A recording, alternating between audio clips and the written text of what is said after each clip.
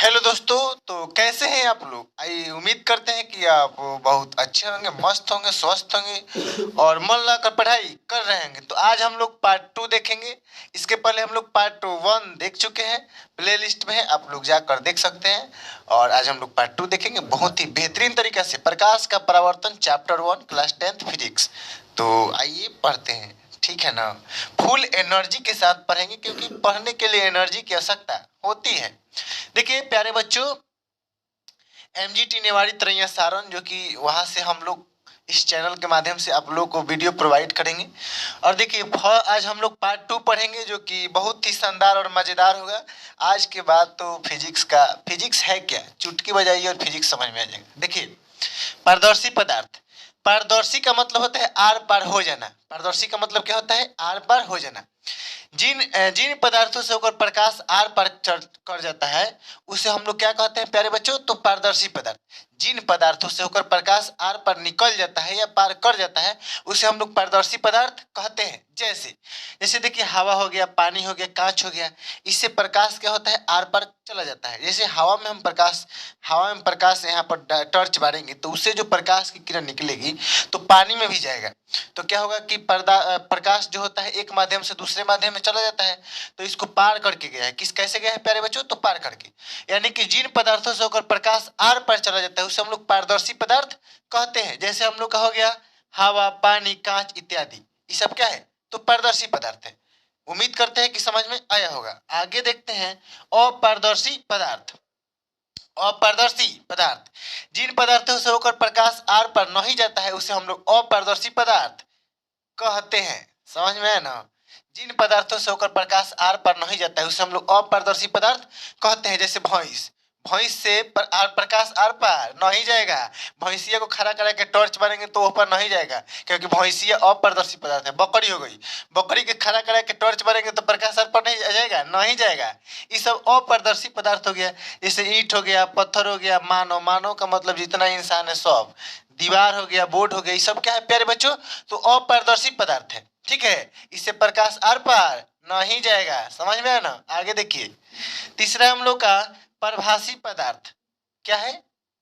परभासी पदार्थ। इसको देखिए, जिन पदार्थों से होकर प्रकाश का कुछ अंश बाहर निकल के जाता है उसे हम लोग परभासी पदार्थ कहते हैं। क्या कहते हैं प्यारे बच्चों?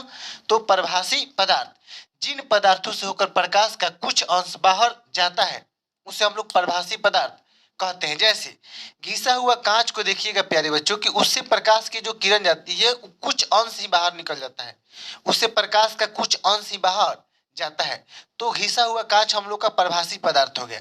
जैसे तेल से भीगा हुआ कागज, उससे अगर प्रकाश की किरण जाएगा ना, उस पर जब प्रकाश जाएगा तो उस वस्तु से प्रकाश का कुछ अंश ही बाहर निकल के जाता है। जैसे कुहासा हो गया, तेल से भीगा हुआ कागज हो गया, घिसा हुआ कांच हो गया, ये सब क्या है? तो ये सब प्रभासी पदार्थ का उदाहरण है। आई होप कि समझ में आया होगा। अब हम लोग इसको क्या करेंगे? तो मिटाएंगे और फिर आगे देखते हैं।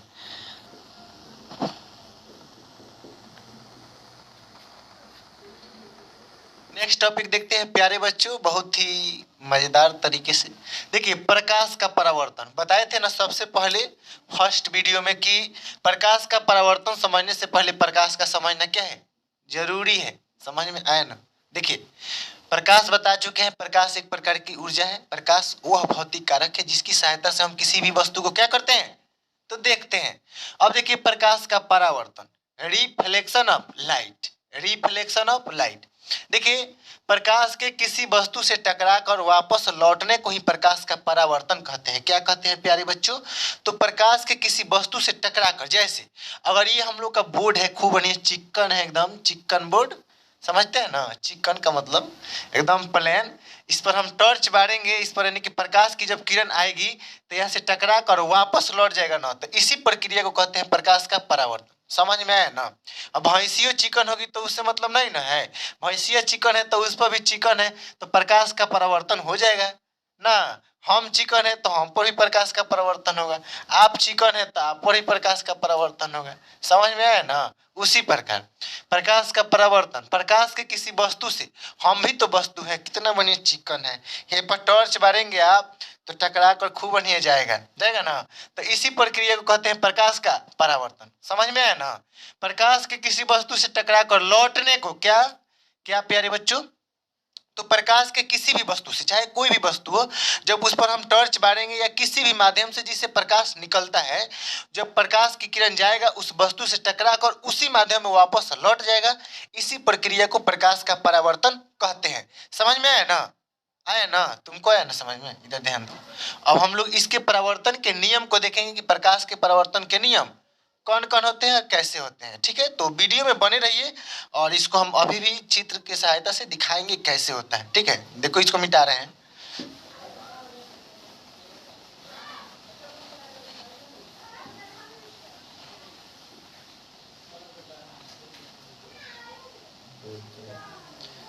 तो देखिए आप लोग, यहाँ हम बना रहे हैं, इसके नियम बताएंगे आपको बहुत ही मजेदार तरीके से। ठीक है, अब देखिए ये हम लोग का एक क्या हो गया, तो नीचे से रचित किया गया है, यानी कि पेंट किया गया है। ठीक है, ये दर्पण है और इस दर्पण का नाम है समतल दर्पण। कौन सा दर्पण प्यारे बच्चों, तो समतल दर्पण। वैसा दर्पण जो समतल हो यानी कि बराबर हो उसको हम लोग समतल दर्पण कहते हैं। ठीक है ना, इधर ध्यान दीजिए।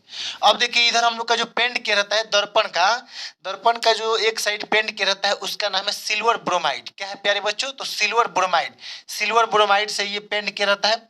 अब देखिए यहाँ चाहे कोई भी वस्तु हो, यहाँ पर ये हम लोग का चिकनी सतह हो गया ऊपर, और यहाँ से ये आ गई किरण। क्या आ गई प्यारे बच्चों, तो इसको थोड़ा अच्छा से हम बना रहे हैं। देखिए आप लोग, ये किरण आ गई। ठीक है, और ये जो हम लोग का सतह है इसको हम लोग बोलते हैं परावर्तक सतह। क्या बोलते हैं प्यारे बच्चों, ये जो सतह है इसको हम लोग क्या बोलते हैं, परावर्तक सतह। तो परावर्तक सतह पर आकर पड़ने वाली किरण को बोलते हैं आपतित किरण। क्या कहते हैं प्यारे बच्चों, तो परावर्तक सतह पर आकर पड़ने वाली किरण को क्या कहते हैं, आपतित किरण। ठीक है, तो इसका नाम हो जाएगा प्यारे बच्चों आपतित किरण। क्या नाम होगा इसका, तो आपतित किरण। ठीक है, परावर्तक सतह पर आकर पड़ने वाली किरण को क्या कहते हैं, तो आपतित किरण। अब देखिए आपतित किरण परावर्तक सतह के जिस बिंदु पर पड़ता है उस बिंदु को हम लोग बोलते हैं प्यारे बच्चों आपतन बिंदु। क्या कहते हैं, तो आपतित किरण परावर्तक सतह के जिस बिंदु पर पड़ता है इस बिंदु को हम लोग क्या कहते हैं प्यारे बच्चों, तो इस बिंदु को कहते हैं हम लोग आपतन बिंदु। क्या कहते हैं, तो आपतन बिंदु। ठीक है, परावर्तक सतह पर आकर पड़ने वाली किरण को क्या कहते हैं, तो आपतित किरण। आपतित किरण परावर्तक सतह के जिस बिंदु पर पड़ता है उस बिंदु को क्या कहते हैं प्यारे बच्चों, तो आपतन बिंदु। समझ रहे हैं ना, थोड़ा समझिए, समझने का प्रयास कीजिए ना। ठीक है, अब देखिए अब जिस माध्यम में आया है उसी माध्यम में वापस क्या हो जाएगा, लौट जाएगा। तो देखिए इधर क्या हो गया, ये चला गया। ठीक है, अब देखिए प्यारे बच्चों यहाँ समझिए थोड़ा। अब ये वापस उसी माध्यम में लौट कर चला गया तो इसको बोलते हैं परावर्तित किरण। क्योंकि देखिए परावर्तित का मतलब होता है वापस लौटना। परावर्तित का मतलब क्या होता है प्यारे बच्चों, वापस लौटना। तो आपतित किरण परावर्तक सतह पर पड़ता है तो इसको हम लोग क्या करते हैं, और फिर परावर्तित हो गया तो इसको हम लोग क्या बोलेंगे, परावर्तित किरण।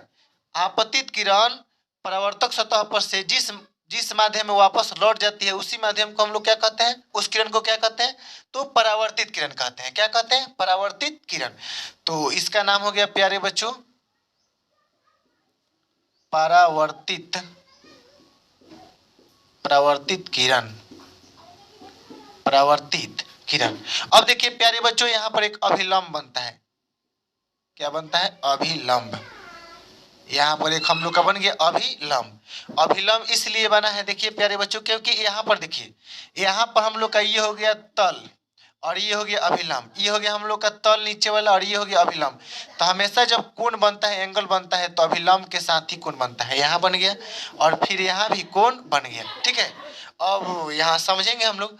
आपतित किरण और अभिलंब के बीच बने कोण को आपतन कोण कहते हैं। इसको आई से सूचित करते हैं। इसका नाम क्या है प्यारे बच्चों, तो आपतन कोण। क्या नाम है इसका, आपतन कोण। ठीक है, आपतित किरण और अभिलंब के बीच बने कोण को क्या कहते हैं प्यारे बच्चों, क्या कहते हैं, तो आपतन कोण। अब देखिए परावर्तित किरण और अभिलंब के बीच के कोण को बोलते हैं परावर्तन कोण और इसको एंगल आर से सूचित किया जाता है। क्या कहते हैं इसको प्यारे बच्चों, तो परावर्तन कोण। ठीक है, परावर्तित किरण और अभिलंब के बीच बने कोण को क्या कहते हैं, क्या कहते हैं, तो परावर्तन कोण। और इसको एंगल आर से सूचित किया जाता है।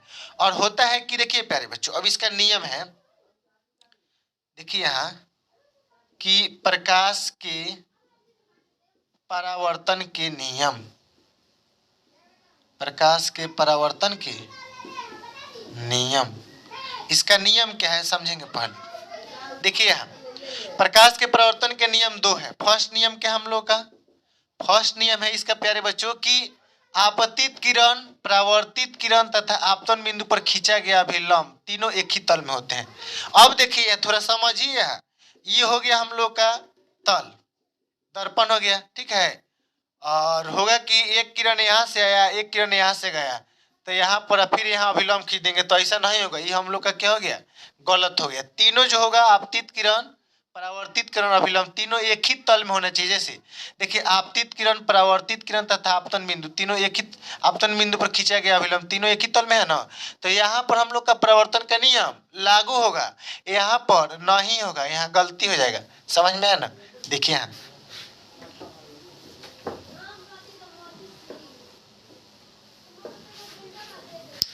अब देखिए प्यारे बच्चों, तो प्रकाश के परावर्तन के दो नियम कौन कौन है, इसको हम लोग अच्छा से समझते हैं एकदम स्टाइल में। देखिए तो ये हो गया हम लोग का अपरावर्तक सतह। इस सतह का नाम क्या है प्यारे बच्चों, तो परावर्तक सतह, परावर्तक सतह, ठीक है ना, परावर्तक सतह। आपतित किरण, आपतित किरण लोग अच्छा से समझ लेते हैं। देखिए किसी सतह पर, यानी कि परावर्तक सतह है प्यारे बच्चों, ठीक है, और परावर्तक सतह है। परावर्तक सतह पर आने वाली किरण को हम लोग बोलते हैं आपतित किरण। क्या कहते हैं, आपतित किरण। आपतित किरण अब परावर्तक सतह के जिस बिंदु पर पड़ता है उस बिंदु को हम लोग बोलते हैं प्यारे बच्चों आपतन बिंदु। आपतन बिंदु पर खींचे गए लंब को कहते हैं अभिलंब। और ये अभिलंब क्या करता है, तो आपतन कोण और परावर्तन कोण को दो बराबर बराबर भागों में क्या करता है, तो बांट देता है। ये जो हम लोग का अभिलंब होता है प्यारे बच्चों, ये जो अभिलंब होता है, ये जो हम लोग का अभिलंब होता है, इस क्या करता है, तो देखिए आपतित किरण और अभिलंब के बीच बने कोण को क्या कहते हैं, आपतन कोण, ठीक है। आपतित किरण और अभिलंब के बीच बने कोण को क्या कहते हैं, आपतन कोण। और परावर्तित किरण तथा अभिलंब के बीच बने कोण को क्या कहते हैं, परावर्तन कोण। आपतन कोण को आई से सूचित करते हैं और परावर्तन कोण को आर से सूचित करते हैं, ठीक है। और ये जो अभिलंब होता है आपतन कोण और परावर्तन कोण को दो बराबर भागों में क्या करता है, बांट देता है। जितना आपतन कोण होगा उतना ही परावर्तन कोण। अगर आपतन कोण 30 डिग्री है तो परावर्तन कोण भी 30 डिग्री। यदि आपतन कोण 60 डिग्री है तो परावर्तन कोण भी 60 डिग्री। यदि आपतन कोण 45 डिग्री है तो परावर्तन कोण भी 45 डिग्री। समझ में आया ना, ठीक है। तो ये अभिलंब जो होता है आपतन कोण और परावर्तन कोण को दो बराबर भागों में, दोनों को बराबर बराबर भागों में क्या करता है, तो बांटता है, ठीक है। देखिए प्यारे बच्चों, तो आई होप कि समझ में आ गया होगा आप लोग को, परावर्तन कोण, आपतन कोण, आपतित किरण, परावर्तित किरण, अभिलंब, ठीक है। तो इसको लिख लीजिएगा आप लोग और लिख देंगे हम भी, ठीक है। अब इसके नियम को हम लोग देखते हैं कि प्रकाश के परावर्तन के प्यारे बच्चों जो नियम होते हैं वो दो होते हैं, ठीक है। प्रकाश के परावर्तन के कितने नियम होते हैं, दो। फर्स्ट है कि आपतित किरण, परावर्तित किरण तथा आपतन बिंदु पर खींचा गया अभिलंब तीनों एक ही तल में होते हैं, ठीक है। आपतित किरण, परावर्तित किरण तथा आपतन बिंदु पर खींचा गया अभिलंब तीनों एक ही तल में होते हैं। दूसरा नियम है कि आपतन कोण परावर्तन कोण के बराबर होता है। आपतन कोण बराबर परावर्तन कोण, यानी कि एंगल आई बराबर एंगल आर। आई होप कि ये आपको समझ में जरूर आया होगा, उम्मीद करते हैं, ठीक है। अब इसको हम लोग क्या करेंगे, तो मिटाएंगे। उससे के पहले आप इसका एक स्क्रीनशॉट लीजिए। चलिए आप स्क्रीनशॉट ले लिया, अब इसको हम क्या करेंगे, मिटाएंगे, ठीक है। तो देखते हैं।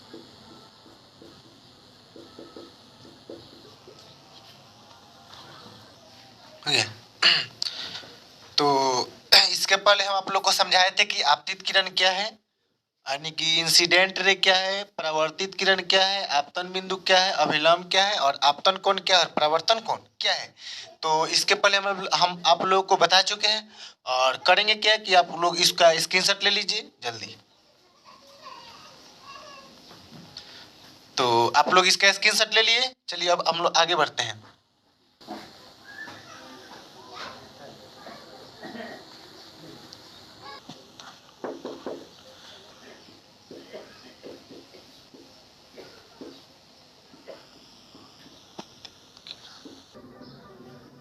देखिए दोस्तों, हम आप लोगों को बता चुके हैं इसके पहले परावर्तन के नियम में, प्रकाश के परावर्तन के नियम में आपतित किरण, परावर्तित किरण, अभिलंब, ठीक है, आपतन कोण, परावर्तन कोण सब बताए हैं। तो यहाँ पर हम लोग का आपतन कोण यानी कि एंगल ऑफ इंसिडेंस है, जो कि बता चुके हैं कि आपतित किरण और अभिलंब के बीच बने कोण को क्या कहते हैं, आपतन कोण। चित्र के अनुसार इसके पहले हम आप लोगों को बताए हैं, तो इसका आप लोग स्क्रीनशॉट लीजिए जल्दी। अब ले लिए होंगे इसका स्क्रीनशॉट। अब इसको हम लोग आगे बढ़ते हैं, इसको मिटाकर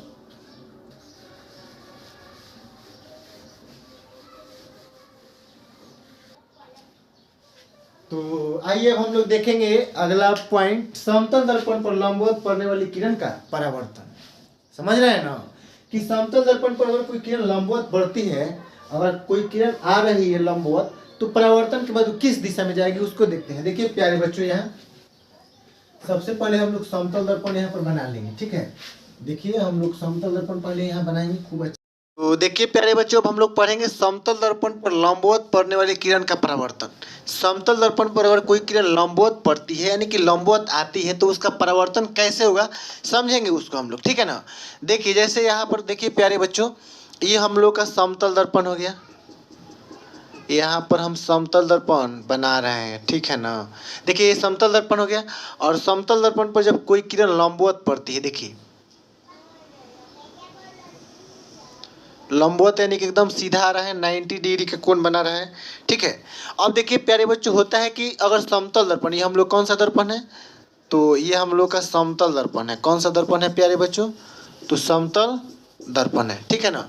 अब देखिए समतल दर्पण पर कोई किरण लंबवत आती है, ठीक है, समतल दर्पण पर कोई किरण लंबवत आती है, तो उसका परावर्तन कैसे होगा, ठीक है। लंबवत आ रही है यानी आने वाली किरण को यहाँ पर हम लोग का यहाँ पर आपतित किरण हो गया। क्या हो गया प्यारे बच्चों, तो आपतित किरण, ठीक है। और देखिए प्यारे बच्चों कि समतल दर्पण पर कोई किरण लंबवत आती है, ठीक है, तो लंबवत आती है तो परावर्तन के बाद जिस पथ से आई है उसी पथ पर वापस चली जाएगी, यानी कि इसी पर परावर्तित हो जाएगी। तो इसका परावर्तित किरण भी यही हो गया, परावर्तित किरण भी इसका क्या हो गया प्यारे बच्चों, तो यही हो गया। समतल दर्पण पर लंबवत अगर कोई किरण आएगी तो जिस रास्ता से आई है उसी रास्ता में वापस लौट जाएगी। तो यहाँ पर आपतन कोण और परावर्तन कोण होगा क्या, तो समझेंगे यहाँ थोड़ा प्यारे बच्चों। देखिए यहाँ जैसे इसके पहले हम लोग पढ़े थे कि देखिए ये आपतित किरण हो गया और ये हो गया हम लोग का परावर्तित किरण, तो इसके बीच में हम लोग का एक अभिलंब खींचे थे, ठीक है। ये आपतित किरण हो गई और ये परावर्तित किरण हो गया, और इसके बीच में एक अभिलंब खींचे हैं। तो आपतित किरण और अभिलंब के बीच के कोण को आपतन कोण, और परावर्तित किरण और अभिलंब के बीच के कोण को परावर्तन कोण। लेकिन यहाँ पर समझना है प्यारे बच्चों कि आपतित किरण इसी पर आई है, ठीक है, और अभिलंब भी इसी पर है, यानी कि अगर एक देखिए यहाँ पर ये अभिलंब हो गया और ये आपतित किरण हो गया। समझना है थोड़ा प्यारे बच्चों यहाँ अच्छा से कि आखिर आपतन कोण और परावर्तन कोण 0 डिग्री क्यों होता है, समझ में आया ना। देखिए यहाँ ये जो हम लोग का आपतित किरण है, अगर ये किरण और ये अभिलंब हो गया तो इसके बीच में कुछ झुकाव है, तो यहाँ पर कुछ कोण बना है।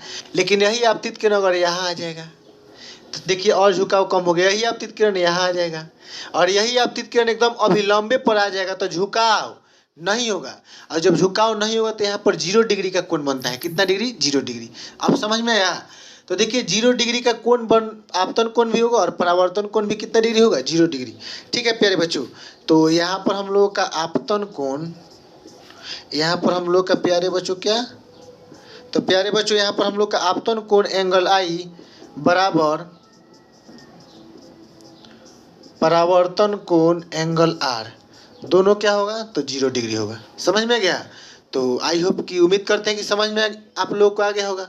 तो यहाँ पर एक नोट में आप लोग पॉइंट लिख लीजिए। हम बोल रहे हैं कि देखिए समतल दर्पण पर लंबवत पड़ने वाली प्रकाश की किरण परावर्तन के बाद उसी पथ पर वापस लौट जाती है। देखिए यहाँ समतल दर्पण पर लंबवत पड़ने वाली किरण, ये हम लोग का समतल दर्पण हो गया। और लंबवत का मतलब एकदम सीधा 90 डिग्री, एक पड़ी है और इसी पर एक खड़ी है। समझ में आ गया ना। तो समतल दर्पण पर लंबवत पड़ने वाली किरण का परावर्तन जब होता है तो उसी पथ पर होता है, जिस पथ से आई है किरण उसी पथ पर वापस लौट जाती है। कोई पूछेगा कि भाई यहाँ पर आपतन कोण और परावर्तन कोण 0 डिग्री होगा तो आखिर कैसे होगा, तो आप लोगों को हम यहाँ पर समझा चुके हैं और फिर से एक बार हम लोग देख लेते हैं कैसे। तो देखिए यहाँ प्यारे बच्चों, जैसे ये हम लोग का दर्पण हो गया, कौन सा, तो समतल, कौन सा दर्पण, समतल दर्पण। और ये जो किरण है हम लोग का आपतित किरण हो गया, और ये जो किरण है ये हम लोग का परावर्तित किरण हो गया। और यहाँ पर एक हम लोग का अभिलंब खींचे हैं, क्या खींचे हैं प्यारे बच्चों, तो अभिलंब खींचे हैं। अब देखिए यहाँ पर हम लोग ये आपतित किरण और अभिलंब के बीच एंगल आई हो गया। आपतित किरण और अभिलंब के बीच बने कोण को आपतन कोण कहते हैं। ये हो गया प्यारे बच्चों परावर्तित किरण और ये हो गया अभिलंब, इसके बीच बने कोण को बोलते हैं परावर्तन कोण, इसको आर से सूचित किया जाता है। अब देखिए प्यारे बच्चों, ये जो हम लोग का अभिलंब है एकदम लंबवत है, एकदम सीधा है, क्योंकि अभिलंब एकदम सीधा होता ही है। अब किरण भी हम लोग का सीधा ही आ रहा है, और ये किरण ऐसे है, ये किरण ऐसे आ जाएगा, फिर ये किरण ऐसे आ जाएगा। एक समय ऐसा आएगा कि ये आपतित किरण जो होगा एकदम लंबवत सीधा आएगा इसी पर, एकदम अभिलंब पर, ठीक है। तो झुकाव जब उत्पन्न नहीं होगा तो हम लोग का कोण नहीं बनेगा। जब कोण नहीं बनेगा तो बोल सकते हैं कि 0 डिग्री का कोण बनेगा। अब यहाँ पर आपतित किरण और अभिलंब के बीच में कोई झुकाव ही नहीं हो रहा है, तो यहाँ पर कौन कितना डिग्री का कोण बनेगा प्यारे बच्चों, तो 0 डिग्री। और आपतन कोण जब 0 डिग्री हो गया तो परावर्तन कोण भी कितना डिग्री, 0 डिग्री, क्योंकि परावर्तित किरण भी उसी पथ पर लौट के गई है। समझ में आया होगा, उम्मीद करते हैं। चलिए आगे बढ़ते हैं हम लोग।